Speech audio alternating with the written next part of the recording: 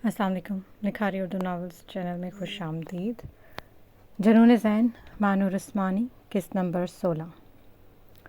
रात के डिनर का वक्त हुआ तो सिकंदर विला का बड़ा डाइनिंग हॉल एक अजीब और इंटेंस माहौल का मंजर पेश कर रहा था। इतने दिनों के तूफ़ान के बाद आज पहली बार सब एक साथ डाइनिंग टेबल पर जमा थे, मगर खामोशी और जज्बात की एक गहरी जंग जारी थी। सरबराही कुर्सी पर सिकंदर साहब विराजमान थे और उनके बिल्कुल साथ वाली कुर्सी पर गुलनैन बैठी हुई थी। सिकंदर साहब अपनी इस लाडली बेटी का जर्द चेहरा देखकर दिल गिरफ्तार थे, इसलिए उन्होंने खुद अपने हाथों से नवाला बनाकर गुलनैन के मुंह के आगे किया। गुलनैन ने अपने तायाबू की मोहब्बत देखकर इनकार नहीं किया और मान से इनके हाथ से नवाला खा लिया। गुलनैन ने खुद भी अपने हाथों से एक नवाला बनाया और प्यार से सिकंदर साहब के मुंह में डाला। बाप बेटी का ये खूबसूरत और मुखलसाना प्यार पूरे हाल में एक अलग ही सुकून दे रहा था। मगर डाइनिंग टेबल पर बैठे वकार सिकंदर नकीना बेगम का दिल ये मंजर देखकर बुरी तरह तड़प रहा था। उनकी अपनी सगी बेटी उनके सामने बैठी थी और उनका तड़पता हुआ दिल चाह रहा था कि वो आगे बढ़ें, अपनी बेटी को अपने हाथों से नवाले खिलाएं और उसके नखरे उठाएं, मगर वो बिल्कुल बेबस थे। गुलनैन इन दोनों मियाँ बीवी को बेरहमी से इग्नोर कर रही थी, जैसे वकार और नगीना यहाँ मौजूद ही ना हो। वो उनकी तरफ देखना तो दूर, इनका एहसास तक अपने पास फटकने नहीं दे रही थी, जिससे इनका पछतावा और बढ़ रहा था।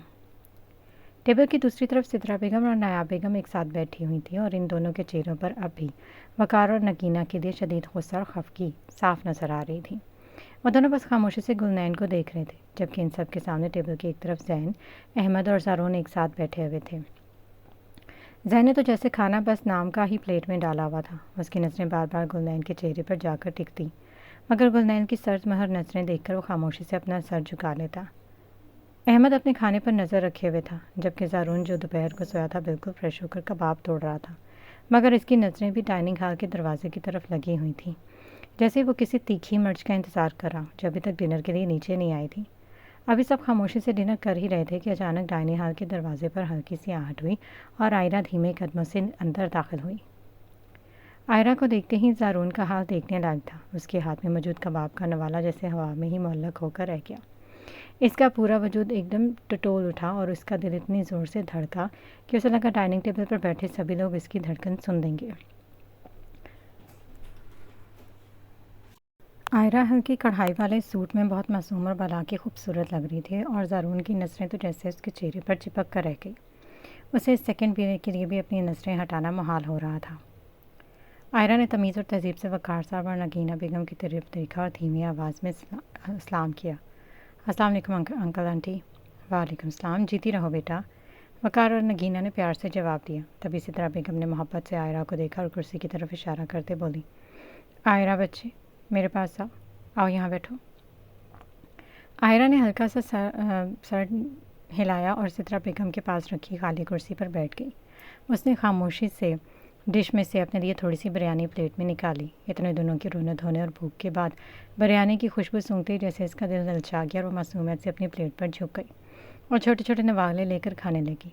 लेकिन इस पूरे वक्त में आयरा ने गलती से भी एक सेकंड के लिए भी अपनी आंखें उठाकर सामने बैठे ज़ारून की तरफ नहीं देखा।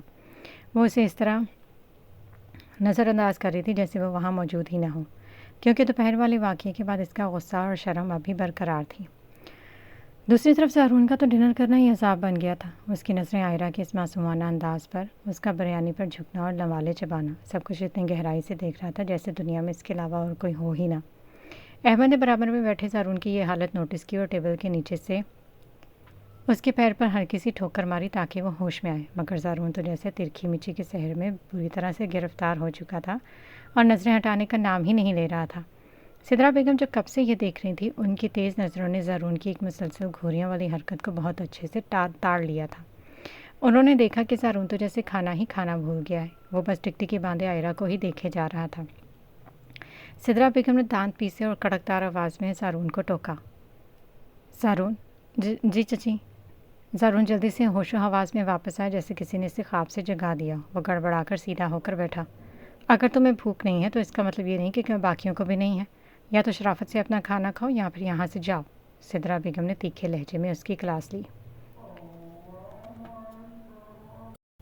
नहीं चची, बहुत भूख लगी है, मैं खा रहा हूँ ना। ज़ारून ने जल्दी से नज़रें झुकाए प्लेट में पड़े कबाब को ऐसे छुरी कांटे से काटने लगा जैसे सारा गुस्सा इसी पर निकाल रहा हो। अहमद ने ज़ारून की ये दुर्गत बनते देखी तो बमुश्किल अपनी हंसी ज़ब्त की और मुँह दूसरी तरफ फेर लिया।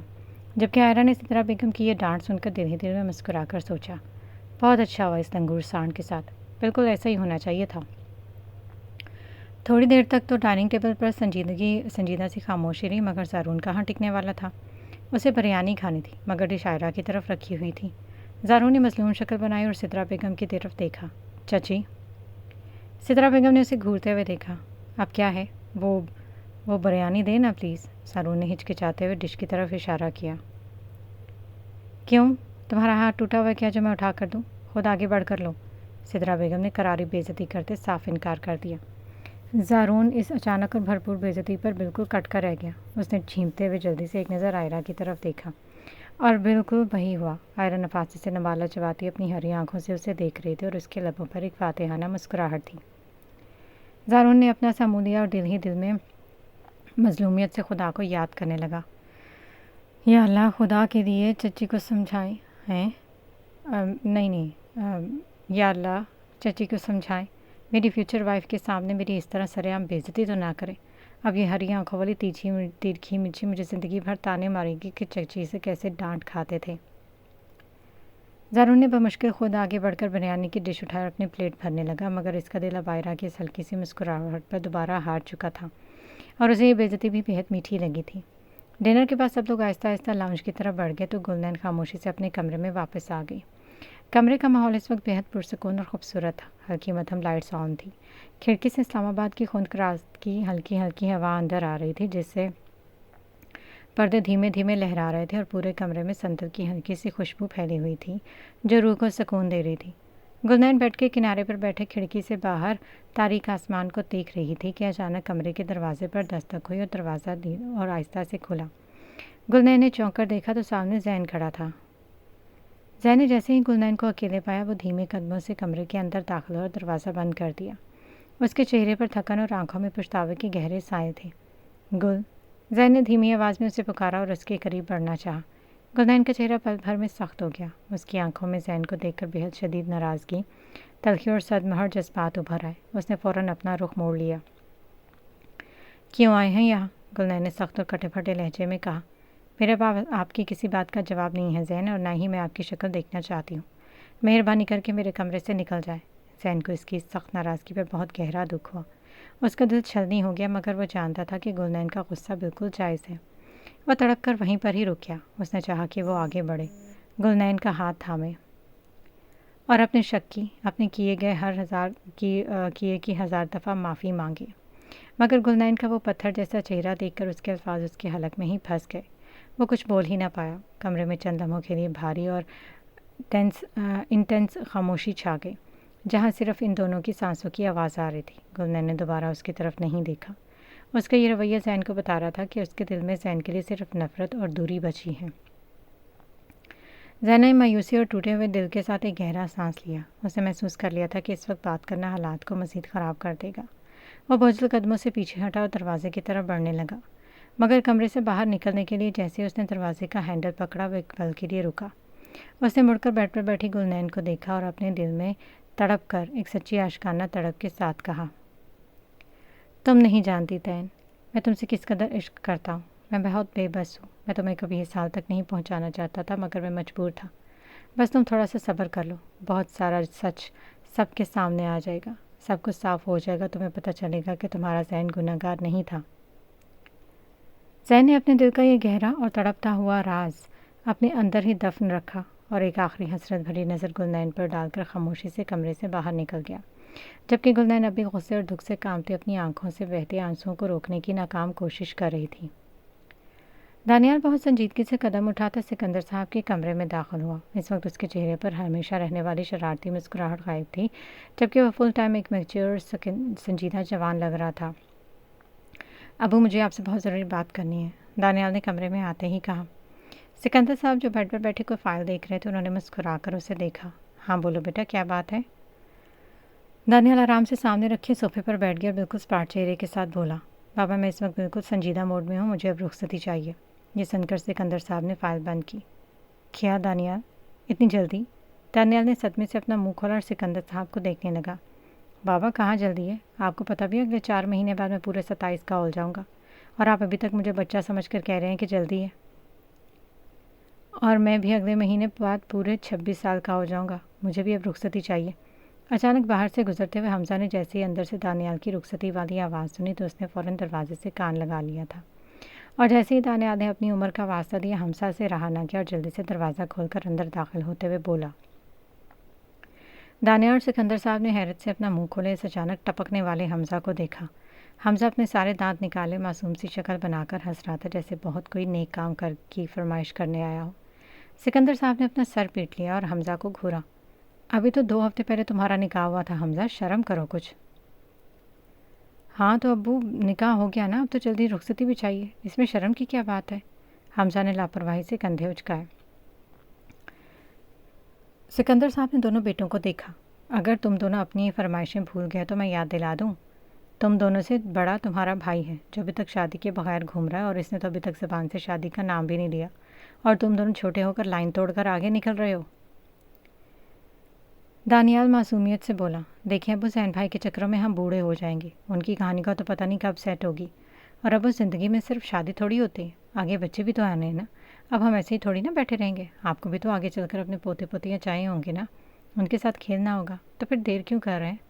سکندر صاحب نے صدمے اور غصے سے اپنے اس بے شرم بیٹے کو دیکھا. بے شرم, باپ کے سامنے ایسی باتیں کرتے تمہیں شرم نہیں آتی.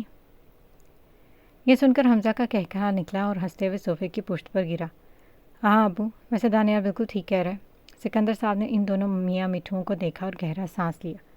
ہاں, تم دونوں کی یہ مچھلی منڈی جیسی باتیں سن کر تو اب مجھے واقعی تمہاری ماں سے بات کرنی ہی پڑے گی, ورنہ اگر تھوڑی سی بھی دیر ہو گئی تو پتہ نہیں تم دونوں کا کیا غضب کرو گے. ہاں ابو, آپ بالکل ٹھیک کہہ رہے ہیں. دانیال نے جلدی سے ہاں میں ہاں ملائی, شرارت سے آنکھ مار سے بولا. اور اگر تھوڑا لیٹ ہوا نا ابو تو رخصتی سے پہلے ہی آپ دادا بن چکے ہوں گے, پھر بعد میں نہ کہنا کہ دانیال آپ نے پہلے بتایا نہیں تھا. بے شرمو, چپ ہو جاؤ بالکل, بس میں بات کرتا ہوں تمہاری رخصتی کی. سکندر صاحب نے بناوٹی غصے سے تکیہ اٹھا کر دانیال کی طرف کھینچ مارا, مگر ان کے چہرے پر بھی اپنے بیٹوں کی اس بے باکی پر مسکراہٹ آ ہی گئی تھی. ہمارے پیارے ابو, تھینک یو سو مچ, آپ اس دنیا کے سب سے بیسٹ اور سویٹ ابو ہیں. دونوں بھائیوں نے ایک ساتھ کہا اور ہنستے ہوئے سکندر صاحب کے گلے لگ گئے, جہاں کمرے کا ماحول پورا ان کی لائف لائن گفتگو سے خوشگوار ہو چکا تھا. اگلی صبح سکندر ولا کے وسیع اور اس ڈائننگ ہال میں سب لوگ ناشتے کے لیے جمع ہوئے تو ماحول میں ایک عجیب سا سکون اور ہلکی سی گہما گہمی تھی. ٹیبل پر چائے کی کیتلیوں سے اٹھتا دھواں, پراٹھوں کی خوشبو اور آملیٹ کی پلیٹیں سجی ہوئی تھیں. سکندر صاحب, نایاب بیگم, سدرا بیگم, وقار صاحب, نگینہ, زین احمد, ہارون, دانیال اور حمزہ سبھی اپنی اپنی کرسیوں پر براجمان ناشتہ کرنے میں مصروف تھے. سکندر صاحب نے چائے کا ایک گھونٹ لیا اور سب کی طرف دیکھا. ان کے چہرے پر ایک خاص قسم کی چمک تھی. میں آپ سب سے ایک ضروری بات کرنا چاہتا ہوں. سکندر صاحب کی باروبہ آواز پورے حال میں گونجی, جس پر سب نے انہیں دیکھا. کل رات دانیال اور حمزہ میرے پاس آئے تھے اور میں نے فیصلہ کیا ہے کہ اب ہمیں ان دونوں کی رخصتی کی تاریخیں پکی کر لینی چاہیے. بہت دن ہو گیا اس گھر میں رونق نہیں ہوئی. جیسے سکندر صاحب سے رخصتی کا لفظ نکلا, چائے کا گھونٹ بھرتی ہوئی سدرا بیگم نایاب بیگم کا سانس الٹا ہوا اور دونوں بری طرح کھانسنے لگی. نایاب بیگم نے جلدی سے پانی کا گلاس اٹھایا, جبکہ سدرا بیگم نے ٹیشو سے منہ صاف کرتے ہوئے حیرت سے سکندر صاحب کو دیکھا. کیا کہہ رہے ہیں آپ, رخصتی؟ ابھی تو حمزہ کے نکاح کو مشکل سے 2 ہفتے ہوئے. سدرا بیگم نے کہا. ٹیبل پر سبھی لوگ موجود, ان کی نظریں گھوم کر ان دونوں میاں مٹھو دانیال اور حمزہ پر جا ٹکی. اب باری تھی دانیال کی. سب کی نظر اپنی طرف اٹھتی دیکھ کر دانیال نے موقع کا پورا فائدہ اٹھایا. اس نے دونوں ہاتھ گالوں پر رکھے, اپنی نظریں شرمیلی لڑکیوں کی طرح جھکائیں, اپنے چوڑے کندھے ہلکے سے اچھا کر بالکل ایک نئی نویلی دلہن کی طرح شرمانے کی ایکٹنگ کرنے لگا, جیسے وہ معصوم اور زبردستی اس کی شادی کی جا رہی ہو. حمزہ نے ڈائننگ ٹیبل کے نیچے سے دانیال کی ٹانگ پر زور سے لات ماری کہ ابے بس کر, کچھ زیادہ ہو رہا ہے. مگر دانیال کہاں باز آنے والا تھا. وہ تو باقاعدہ دوپٹے کی طرح اپنے ہاتھ کے کف کو منہ کے آگے رکھ کر ہولے ہولے ہنسنے لگا. اوفو ابو, آپ بھی نہ سب کے سامنے ایسے باتیں کر رہے ہیں, مجھے شرم آ رہی ہے. دانیال نے بالکل لڑکیوں والی آواز نکال کر منہ بسورا. دانیال کی کلاسک ڈرامے بازی اور شرمانے کی ایکٹنگ دیکھ کر احمد نے اپنا سر پیٹ لیا. زارون کا کہکہا نکلا تھا, جبکہ زین کے چہرے پر بھی اتنے دنوں کے بعد ایک سچی مسکراہٹ ابھر آئی. پورا ڈائننگ ہال ان دونوں کی اس حرکت پر ہنسی کے فوارے سے گونج اٹھا اور صبح کا یہ ناشتہ سکندر ولا کے لیے خوشگوار آغاز بن گیا. ناشتے کی ٹیبل پر ہنسی مذاق کا یہ سلسلہ تھما تو نایاب بیگم نے سنجیدگی اور خوشی سے سکندر صاحب کی طرف دیکھا.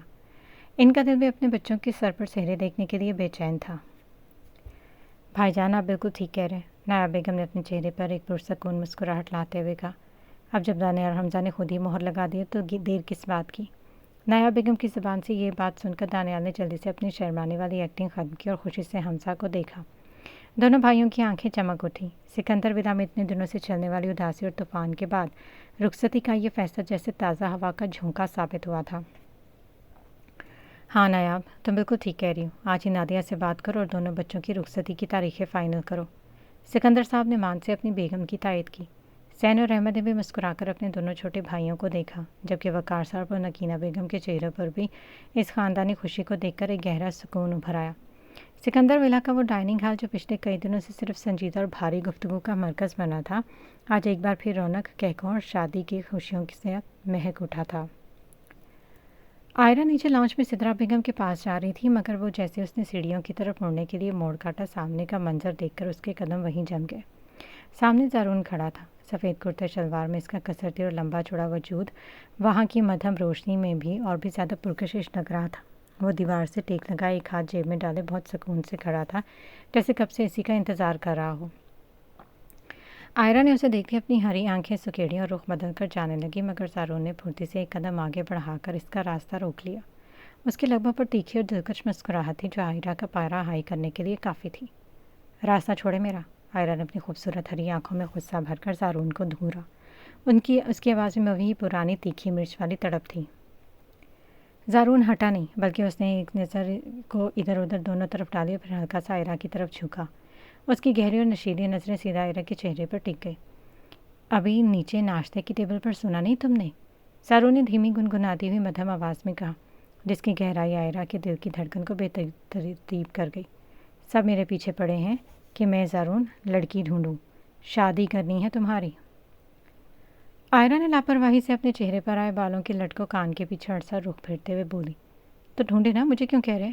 पूरी दुनिया पड़ी है, कोई भी लड़की देखकर शादी कर ले। अरे यही तो मसला है। ज़ारून मसलूमियत का ड्रामा करते हुए एक गहरा सांस लिया और अपनी नज़रें आयरा की गुलाबी होते गालों पर कर ली। मुझे सीधी सीधी लड़की चाहिए ही नहीं।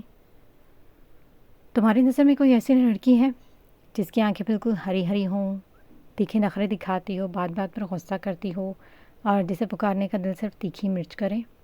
ज़ारून के मुँह से यह हिंट सुनते ही आयरा का पूरा वजूद जैसे सहम कर रह गया। उसका दिल इतनी ज़ोर से धड़का कि उसे लगा इसके सीने का राज फाश हो जाएगा। ज़ारून का इशारा बिल्कुल साफ था, वो इसी की बात कर रहा था। आयरा का चेहरा शर्म और गुस्से के मिले जुले जज्बात से एकदम सुर्ख टमाटर की तरह लाल हो गया था। आयरा ने उसने अपनी फ़ौरन नज़रें झुकाई ताकि ज़ारून इसकी आंखों में छुपी हल्की सी हलचल न पड़ रहे हो। गुस्से से अपने छोटे छोटे पैर फर्श पर पटकते हुए बोली, बेशर्म लंगूर साठ, अपनी फालतू की बातें अपने पास रखें और मेरे रास्ते से हटे। आयरा ने गुस्से से ज़ारून को कंधे से हटाया और बिजली की तेज़ी से सीढ़ियों की तरफ भाग गई। ज़ारून वहीं खड़ा हंसता रहा।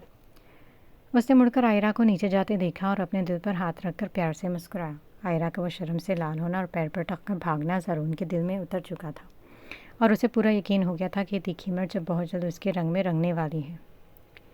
नादिया बेगम के घर का माहौल जज्बाती और भारी हो चुका था। जब से नायब बेगम और सिद्रा बेगम रुखसती की बात करके गई थी और नादिया बेगम ने 2 हफ्ते बाद की तारीख पर हाँ कह दी, तब से नेहान का बुरा हाल था। नेहान पिछले आधे घंटे से मुसलसल नादिया बेगम के पीछे पीछे किचन से लाउंज और लाउंज से कमरे तक घूम रही थी। उसका चेहरा उतर चुका था। अम्मी, मुझे इतनी जल्दी शादी नहीं करनी। आपको इतनी जल्दी क्यों है मेरी शादी की? नेहान ने नादिया बेगम का दुपट्टा पकड़कर मासूमियत और ज़िद से कहा। नादिया बेगम ने अलमारी में कपड़े रखते हुए मुड़कर अपनी लाडली बेटी को देखा, जिसके चेहरे पर इस वक्त दुनिया भर की मासूमियत और खौफ सजा हुआ था। नेहान बेटा, देखो, तुम्हारा निकाह हो चुका है हमजा से, तो अब शादी और रुखसती तो होनी ही है ना। फिर 2 हफ्ते बाद हो, 2 महीने बाद, बात तो एक ही है ना। लेकिन अम्मी, इतनी जल्दी क्या है? मुझे इतनी जल्दी बिल्कुल भी नहीं करनी। नादिया बेगम ने अलमारी बंद की और प्यार से नेहान के सामने आकर खड़ी हुई। और तुझे शादी क्यों नहीं करनी? कोई वजह तो बता। हमजा तो इतना अच्छा बच्चा है, पूरा घर तुम्हारा अपना है, फिर क्यों ज़िद कर रही हो? अम्मी, नेहान की आवाज़ एकदम नम हो गई और मोटा सा आंसू इसकी गाल पर टपक पड़ा। मुझे आपको छोड़कर नहीं जाना, मैं आपके बगैर कैसे रहूँगी? नेहान की ये बात सुनते ही नादिया बेगम के दिल पर जैसे किसी ने हाथ रख दिया। उनकी अपनी आंखें भी एकदम नम हो गई और दिल भर आया। नेहान उनके दिल का टुकड़ा थी, उनकी कायनात थी। उन्होंने आगे बढ़कर नेहान का रोता हुआ चेहरा अपने दोनों हाथों के प्याले में लिया। मेरी बच्ची, तुम्हारे बगैर तो मैं भी नहीं रह सकती। नादिया बेगम की आवाज़ भी रंध गई। ان کا اپنا آنسو بھی پلکوں سے ٹوٹ کر گرا۔ جب تم اس گھر میں نہیں ہوگی تو یہ گھر مجھے کاٹنے کو دوڑے گا، لیکن بیٹا یہ دنیا کا اصول ہے، یہ ریت ہمیں نبھانی پڑتی ہے۔ نادیہ بیگم نے نیہان کو محبت سے اپنے سینے سے لگا لیا۔ نیہان کے گلے لگ کر ہولے ہولے رونے لگی۔ نادیہ بیگم نے اس کی پشت کو تھپ تھپایا اور دھیمے اور سمجھدار لہجے میں بولی، نیہان میری جان، سنو میری بات۔ بیٹیاں کبھی اپنی ماں کو چھوڑ کر نہیں جاتی، وہ تو بس ایک نئے گھر کی خوشیوں کا چراغ جلانے جاتی ہیں، اور تم تو سکندر ودا جا رہی ہو جہاں سترہ اور جیسی ماں تمہارا انتظار کر رہی ہیں، حمزہ جیسا جیون ساتھی جو تمہاری ایک مسکراہٹ پر اپنی جان بان کرنے کو تیار ہے۔ تم وہاں جاؤ گے تو مجھے ایک بیٹی کے بدلے پورا خاندان ملے گا جو میری بچی کو ملکہ بنا کر رکھے گا۔ کیا تم نہیں چاہتی کہ تمہاری ماں سکون سے یہ دیکھ سکے کہ اس کی بیٹی اپنے گھر میں خوش اور آباد ہے؟ نیہان نے نادیہ بیگم کے سینے سے سر ہٹایا اور اپنی نم آنکھوں سے اپنی ماں کو دیکھا۔ نادیہ بیگم کی باتوں میں چھپی محبت اور سچائی نے اس کے دل کے خوف کو آہستہ آہستہ کم کر دیا تھا۔ وہ جانتی تھی کہ اس کی ماں جو کہہ رہی ہے بالکل ٹھیک کہہ رہی ہے۔ آپ مجھ سے ملنے روز آئیں گی نا امی؟ نیہان نے بچوں کی طرح اپنے آنسو صاف کرتے ہوئے پوچھا۔ روز آؤں گی، اور اگر میں نہ آئی تو تم حمزہ کا کان پکڑ کر چلی آنا۔ نادیہ بیگم نے پیار سے نیہان کی ناک کو چھوا تو نیہان کے اداس چہرے پر ایک خوبصورت اور کھلکھلاتی مسکراہٹ ابھر آئی۔ ماں بیٹی کا یہ جذباتی اور مخلصانہ منظر سچی میں دل کو چھو لینے والا تھا۔ جہاں نیہان نے روتے روتے آخرکار رخصتی کے لیے ہاں کر دی تھی۔ سکندر ولا کے کچن میں اس وقت کافی خوشبو پھیلی ہوئی تھی، کافی کی۔ گلنین جو پچھلے کچھ دنوں سے کافی بہتر ہو چکی تھی اور اب خود اپنے پیروں پر چلنے لگی تھی، کچن کاؤنٹر کے پاس کھڑی اپنے لیے کافی بنا رہی تھی۔ اگرچہ اس کا جسمانی درد کم ہو چکا تھا، مگر اس کے دل کا غصہ اور تلخی اب بھی زین کے لیے ویسی ہی برقرار تھی۔ وہ مگ میں چمک چلا رہی تھی کہ تبھی اچانک پور سے کسی نے مضبوط وجود کا لمس محسوس ہوا۔ اس نے کہ پہلے کہ وہ چونک کر دور ہو جاتی، زین نے محبت سے اپنے دونوں ہاتھ گلنین کی نازک کمر پر جگا دیے اور پیچھے سے اپنی باہوں کے حصار میں لے کر بالکل اپنے سینے سے لگا لیا۔ زین کی اس اچانک حرکت پر گلنین کا پورا وجود غصے سے تپ اٹھا۔ اسے فوراً تڑپ کر اس کی گرفت سے نکلنا چاہا، مگر زین نے اپنی گرفت اور مضبوط کر دی۔ زین ہاتھ ہٹائیں، یہ کیا بدتمیزی ہے؟ گلنین نے سخت اور غصے سے لرزتی آواز میں کہا، مگر اس کی آواز کی سختی کا زین پر ذرا برابر اثر نہ ہوا۔ اپنی نین سے رومانس کرنا کب سے بدتمیزی ہو گیا؟ زین نے دھیمے اور رسیلے لہجے میں کہا اور اپنا چہرہ گلنین کے کندھے پر ٹکاتے اس کے گال کے بہت قریب لے آیا۔ اس کی گرم سانسیں گلنین کی گردن کو چھو رہی تھیں۔ میں کوئی مذاق نہیں کر رہی ہوں زین، چھوڑے مجھے۔ گلنین نے غصے سے اپنے دانت پیسے۔ آپ کو شرم نہیں آتی؟ جو انسان میرا یہ حال کر سکتا ہے وہ کس منہ سے میرے قریب آ رہا ہے؟ میرے پاس مت آیا کریں، مجھے آج سے سخت نفرت ہے۔ زین کو اس کے لفظوں پر تڑپ تو ہوئی، مگر آج اس نے فیصلہ کر لیا تھا کہ وہ اپنی نین کی غصے کے آگے ہتھیار نہیں ڈالے گا۔ اس نے بہت معصومیت سے اپنے لبوں کو سکیڑا اور گلنین کے کان کے پاس پھونک مارتے ہوئے بولا، اچھا اتنی سخت نفرت؟ ویسے نین یار، غصے میں تمہاری یہ ناک جو لال ٹماٹر بن جاتی ہے نا، سچی کہہ رہا ہوں میرا دل کرتا ہے کہ کافی بعد میں پیوں، پہلے اس ٹماٹر کو ہی چبا لوں۔ زین، گلنین نے صدمے اور غصے سے اپنا منہ کھولا اور تیکھی نظروں سے اسے گھورا۔ آپ بہت بدتمیز ہو گیا، میں کوئی مذاق نہیں کر رہی۔ تو میں بھی کہاں مذاق کر رہا ہوں؟ زین نے ایک پل میں سنجیدہ ہو کر اس کی کمر پر دباؤ بڑھایا اور اپنی طرف موڑا۔ اب ان دونوں کے درمیان اب گلنین کا رخ زین کی طرف تھا اور اس کے بیچ کا فاصلہ بالکل ختم ہو چکا تھا۔ زین کی گہری پشیمان مگر محبت سے بھری آنکھیں گلنین کی آنکھوں میں جھانک رہی تھیں۔ تم جتنا چاہو غصہ کر لو نین، جتنا چاہو مجھے بدتمیز کہہ لو، لیکن اب یہ زین تمہیں خود سے دور نہیں جانے دے گا۔ تمہارے اس غصے کو بھی اپنے عشق سے پگھلا کر دم لوں گا، زین نے ڈوبتی ہوئی آواز میں کہا اور اپنا ہاتھ اٹھا کر نرمی سے اس کے گال پر پھیلی لٹ کو پیچھے کیا۔ گلنین نے غصے سے اس کا ہاتھ جھٹکا اور اپنا رخ دوسری طرف کر لیا۔ حالانکہ اس کے دل کی دھڑکنیں اس وقت اس کی قربت سے بری طرح بے ترتیب ہو چکی تھی اور اس کا غصہ زین کی اس ڈھٹائی کے سامنے جواب دے رہا تھا، مگر وہ ابھی زبردستی اپنے چہرے پر سختی سجائے کھڑی تھی۔ ادھم مدھم اور بوجھل قدموں سے چلتی لاؤنج کی طرف جا رہی تھی۔ اس کے چہرے پر زردی اور آنکھوں میں گہری اداسی تھی، جیسے وہ اپنے اندر ہی کسی طوفان سے لڑ رہی ہو۔ وہ جا رہی تھی کہ اچانک سامنے سے راہیل آتا ہوا دکھائی دیا۔ جیسے ہی ادن کی نظر راہیل پر پڑی، اس کے قدم وہیں جم گئے اور اس کا دل ایک پل کے لیے دھڑکنا بھول گیا۔ راہیل بھی اسے وہیں پر ہی دیکھ کر رک گیا۔ دونوں کی نظریں چار ہوئیں تو وہاں کا ماحول یکدم بہت بھاری ہو گیا۔ ادن نے تڑپ کر اپنی نظریں جھکائی۔ اس کے چہرے پر تکلیف کے گہرے سائے لہرائے۔ وہ ایک سیکنڈ بھی مزید وہاں نہیں رکنا چاہتی تھی۔ اس نے فوراً اپنا رخ بدلا اور راہیل کے پاس سے سرد مہر اور اجنبی بن کر گزرنے لگی جیسے وہ اسے جانتی ہی نہ ہو۔ راہیل نے جیسے عدن کو اپنے پاس سے گزرتے دیکھا، اس کی نظر عدن کے مرجھائے ہوئے چہرے، اس کی آنکھوں کے گرد پڑے سیاہ حلقوں اور اس کے کمزور پڑتے وجود پر گئی۔ عدن کی یہ حالت دیکھ کر راہیل کے دل میں جیسے کسی نے خنجر گھونپ دیا تھا۔ اس کا دل بری طرح تڑپ اٹھا، ایک شدید اور بے نام تکلیف اس کے پورے وجود میں سرایت کر گئی۔ اس کا دل چاہا کہ وہ آگے بڑھے، عدن کا راستہ روکے، اس کے ہاتھ تھام کر پوچھے کہ عدن، خود کو اس حال میں کیوں پہنچایا ہے تم نے؟ تمہاری یہ حالت مجھ سے دیکھی نہیں جاتی۔ مگر حالات کی مجبوریاں اور اس کے اپنے اصول اس کے پاؤں کی زنجیر بن چکے تھے۔ راہیل نے کرب سے اپنے دونوں ہاتھ اپنی جیبوں میں بھینچ لیے۔ اس نے اپنے چہرے پر کوئی تاثر ابھرنے نہیں دیا۔ اپنے اندر اٹھنے والے شدید ترین درد اور جذبات کے طوفان پر سختی سے ضبط کیا اور اپنے دل کو پتھر بنا کر بغیر کچھ کہے خاموشی سے اپنے قدم آگے بڑھا دیے۔ وہ دونوں ایک دوسرے کے پاس سے یوں گزر گئے جیسے دو اجنبی ہوں، مگر ان دونوں دلوں میں پچھتاوے، اداسی اور خاموش محبت کا ایک ایسا طوفان تھا جو وہاں کی اس ہوا کو بھی بھاری کر گیا تھا۔ ابھی دانیال اپنے کمرے میں بیڈ پر آ کر لیٹا سکون سے چھت کو گھور رہا تھا اور دل ہی دل میں اپنی رخصتی کے لڈو پھوٹ رہے تھے کہ اچانک اس کا فون وائبریٹ ہوا۔ اسکرین پر سہرش کا نام چمکتے دانیال کے چہرے پر شرارتی مسکراہٹ دوڑی۔ اس نے فون اٹھا کر جیسے ہی کان سے لگا، دوسری طرف سے باقاعدہ دھماکہ ہوا۔ دانیال، یہ کیا بدتمیزی ہے، آپ نے رخصتی کی بات کیوں کی؟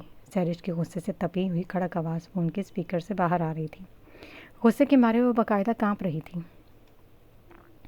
دانیال نے فون کان سے تھوڑا دور کیا، اپنے بال درست کریے اور آرام سے بیڈ پر تکیہ سیدھا کرتے ہوئے لیٹ گیا۔ اس کے لبوں پر ہنسی ضبط کرنے کی کلاسک نوٹنکی سجی تھی۔ ارے ریلیکس مائی وائف، ریلیکس۔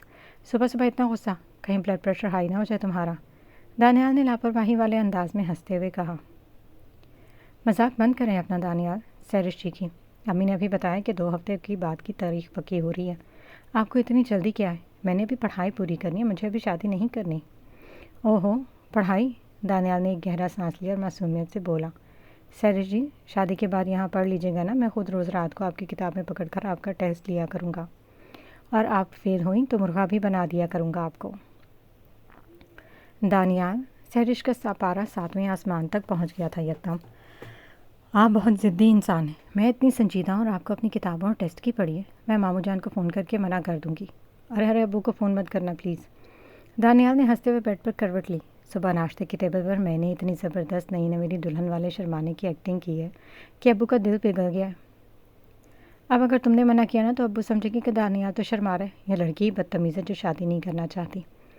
کیا آپ نے سب کے سامنے ایکٹنگ کی ہے؟ سہرش کو اب سمجھ نہیں آ رہا تھا کہ وہ دانیال کی اس ڈٹائی پر روئے یا ہنسے۔ وہ غصے سے تلملا اٹھی۔ آپ پاگل ہیں دانیال، پورے کے پورے پاگل۔ مجھے آپ جیسے ڈرامے باز سے شادی کرنی ہی نہیں ہے، سن رہے ہیں آپ؟ اب تو سننا ہی پڑے گا بیگم، اب تو 2 ہفتے بعد چٹ منگنی پٹ بیاہ والا سین ہے۔ آپ بس اپنے لہنگے کا کلر فائنل کریں، بارات لے کر آپ کا یہ مجنوں وقت پر پہنچ جائے گا۔ دانیال نے آخر میں اونچا کہا لگایا۔ Shut up Danyal, I hate you. Sehrish غصے سے فون پر چیخے اور زناٹے دار انداز میں فون کو ریڈر پر رکھ دیا۔ دانیال نے فون اسکرین کو دیکھا جہاں کال اینڈ ہو چکی تھی اور وہ بیڈ پر لیٹا لیٹا ہنسی کے مارے دوہرا ہو رہا تھا۔ سہرش کا تپتا ہوا چہرہ، غصہ اور اس کی چیخیں دانیال کے لیے فل ٹائم انٹرٹینمنٹ تھی، اور وہ جانتا تھا کہ سہرش جتنا بھی غصہ کر لے 2 ہفتے بعد اسے سکندر ولا کی ملکہ بن کر ہی آنا ہے۔ دانیال ابھی بیڈ پر اوندا لیٹا تکیے میں منہ دے سہرش کے غصے کو یاد کر کے ہنسی رہا تھا کہ اچانک اس کے کمرے کا دروازہ بغیر کھٹکھٹائے دھڑم سے گھلا۔ دانیال نے چونک کر سر اٹھایا تو سامنے زارون بھائی اپنے ہاتھ جیبوں میں ڈالے چہرے پر ایک گہری مشکوک سجاہٹ سجائے اندر داخل ہو رہے تھے۔ اوہ ہو چھوٹے میاں، اکیلے بیڈ پر لے کر یوں پاؤں مار مار کر ہنسنا، کہیں سہرش بھابھی نے فون پر کوئی لطیفہ تو نہیں سنا دیا؟ سارون نے آتے دانیال کے بیڈ کی پائنتی پر ٹیک لگایا اور شرارت سے ابرو اچکائے۔ دانیال نے جلدی سے سیدھے ہوتے بال جھٹکے اور فل ٹائم معصوم بن کر بولا۔ ارے کہاں زارون بھائی، لطیفہ نہیں، وہ تو باقاعدہ ایٹم بم تھا جو ابھی میرے کان میں پھٹا ہے۔ 2 ہفتے کی رخصتی کا سن کر وہ تو غصے سے تپتی کڑاہی بنی ہوئی تھی، بس میں نے بھی تھوڑا دیسی گھی کا تڑکا لگا دیا۔ زارون نے کہا لگایا اور دانیال کے کندھے پر ہاتھ مارا۔ سچی میں چھوٹے، تیری اس چٹائی کی داد دینی پڑے گی۔ پھر اچانک زارون کا موڈ تھوڑا بدلا۔ اس نے کھنکار کر گلا صاف کیا اور ارد گرد دیکھا جیسے کوئی سن نہ رہا ہو، اور پھر دانیال کے بیڈ پر اسی کے بالکل قریب ہو کر بیٹھ گیا۔ اس کے چہرے پر یکدم ایک عجیب سی سنجیدگی اور ہلکی سی گھبراہٹ آ گئی۔ ویسے دانیال، ایک بات تو بتا یار، زارون نے اپنی آواز کو دھیما کرتے ہوئے کہا۔ جی جی بھائی حکم کریں۔ دانیال نے اس کا اچانک اس گستاخی پر حیرت سے اسے دیکھا۔ وہ میں یہ پوچھ رہا تھا کہ تو اس فیلڈ کا پرانا کھلاڑی ہے نا، مطلب لڑکیوں کے نخرے اٹھانا، غصہ برداشت کرنا۔ سارون نے ہچکچاتے ہوئے دانیال کی طرف دے رکھا۔ یار چھوٹے، اگر کوئی لڑکی بہت تیکھی مرچ ہو، بات بات پر غصے سے لال ہو جاتی ہو، جس کی آنکھیں بالکل ہری ہری ہوں اور وہ ہر وقت لنگور اور سانڈ کہہ کر پکارتی ہوں، تو ایسی لڑکی کا غصہ ٹھنڈے کرنے اور منانے کے لیے کیا کرنا چاہیے؟ کوئی کڑک ٹپ تو دے۔ دانیال نے زارون کے منہ سے تیکھی مرچ اور ہری آنکھوں کا ہنٹ سن کر اس کے ہاتھ ہوا میں ہی رک گئے۔ دانیال کی آنکھیں یکدم بڑی ہو گئی۔ اس نے اچانک مڑ کر زارون کے مصلحت آمیز چہرے کو دیکھا، پھر اس کے لبوں پر فل ٹائم شیطانی اور فاتحانہ مسکراہٹ ابھر آئی۔ ہری آنکھیں، تیکھی مرچی؟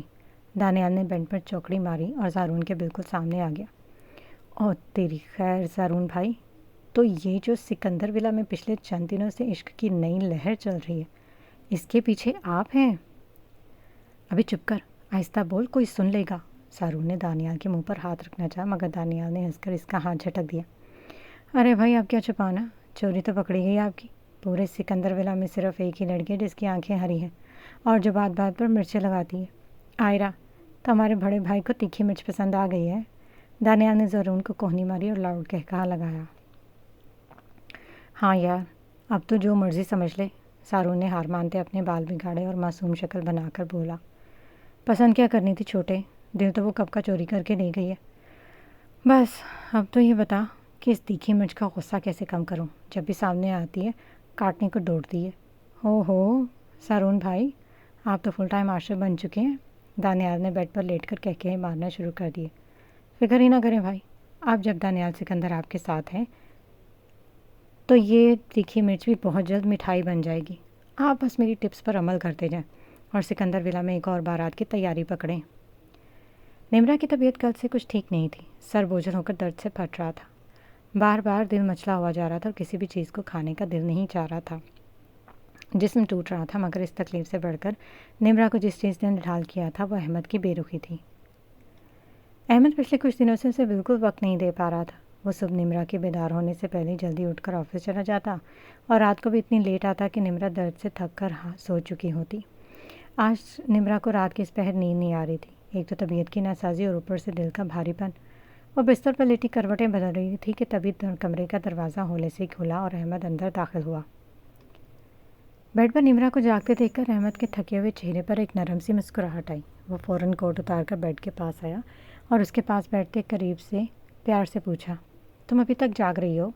احمد نے جیسی محبت سے اس کا ہاتھ تھامنا چاہا، نمرا نے بے دردی سے اس کا ہاتھ جھٹکا اور اپنا رخ دوسری طرف کر لیا۔ احمد کو نمرا کو یہ اچانک ہاتھ جھٹکنا بالکل اچھا نہیں لگا۔ اس کے چہرے پر حیرت اور ناگواری کے تاثرات ابھرے، مگر جیسے اس نے جھک کر دیکھا، نمرا کی آنکھوں سے بہتے موٹے موٹے آنسو صاف نظر آئے۔ اپنی نمرا کی آنکھوں میں آنسو دیکھ کر احمد کا دل یکدم تڑپ اٹھا۔ اس کا سارا غصہ ایک سیکنڈ میں غائب ہو گیا اور وہ فکر مند ہو کر اس کی طرف جھکا۔ اس نے آگے بڑھ کر نمرا کا روتا ہوا چہرہ اپنے دونوں ہاتھوں کے پیالوں میں لیا۔ نمرا، رو کیوں رہی ہو؟ کچھ ہوا ہے کیا؟ کسی نے کچھ کہا ہے تمہیں؟ احمد کی آواز میں دنیا بھر کی تڑپ اور پریشانی سمٹ آئی تھی۔ میں نے کہا نہ دور ہٹے مجھ سے۔ اس بار نمرا نے چیخ کر احمد کا ہاتھ بہت بری طرح جھٹکا اور بیڈ پر تھوڑا پیچھے ہو گئی۔ احمد نمرا کے اس شدید اور غیر متوقع ری ایکشن پر بالکل دنگ رہ گیا۔ وہ حیرت سے اسے دیکھنے لگا۔ اس کی معصوم اور صابر نمرا نے پہلے کبھی اس کے ساتھ ایسا برتاؤ نہیں کیا تھا۔ وہ کبھی اس پر یوں چیخی نہیں تھی۔ نمرا کیا ہو گیا تمہیں؟ کچھ بتاؤ کی بھی۔ احمد نے اس کی کوئی بھی بات سنے بغیر آگے بڑھ کر مضبوطی سے نمرا کو کھینچ کر اپنے سینے سے لگایا۔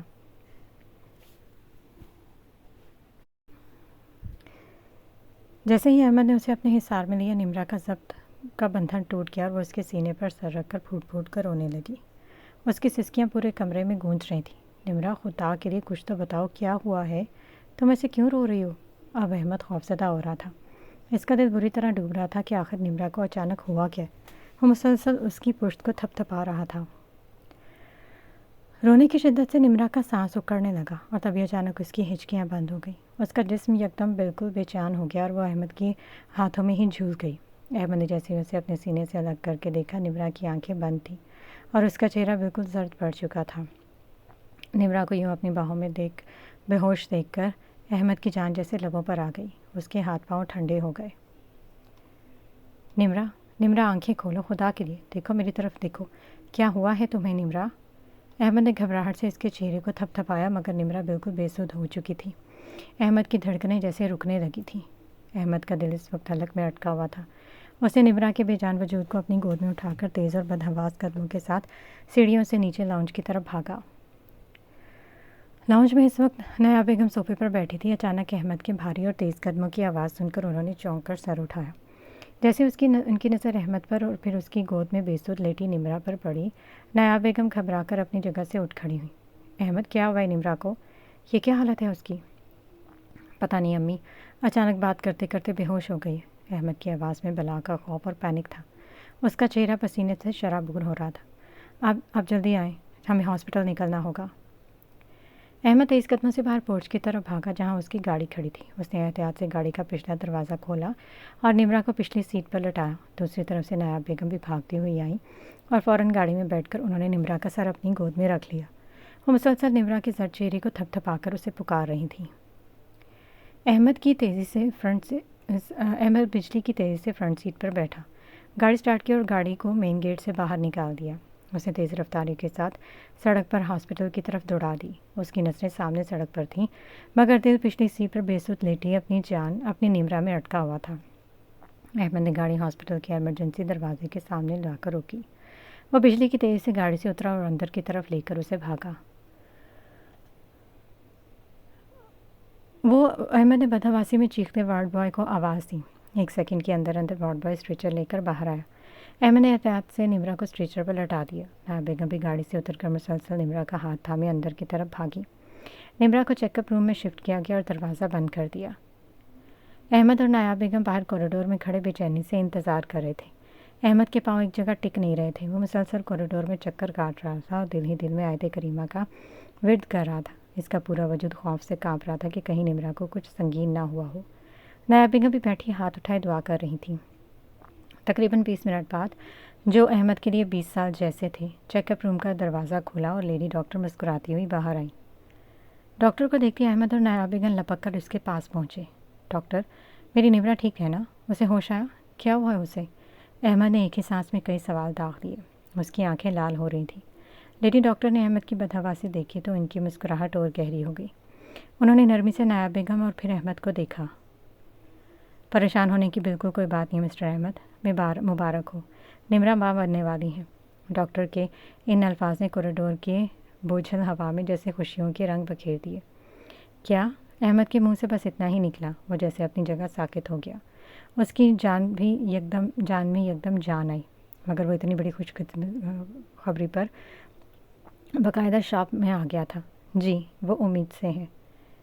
پچھلے کچھ دنوں سے ان کی طبیعت ناساز تھی اور اوپر سے انہوں نے کچھ کھایا پیا بھی نہیں تھا۔ بس اسی کمزوری اور اسٹریس کی وجہ سے وہ بے ہوش ہو گئی تھی۔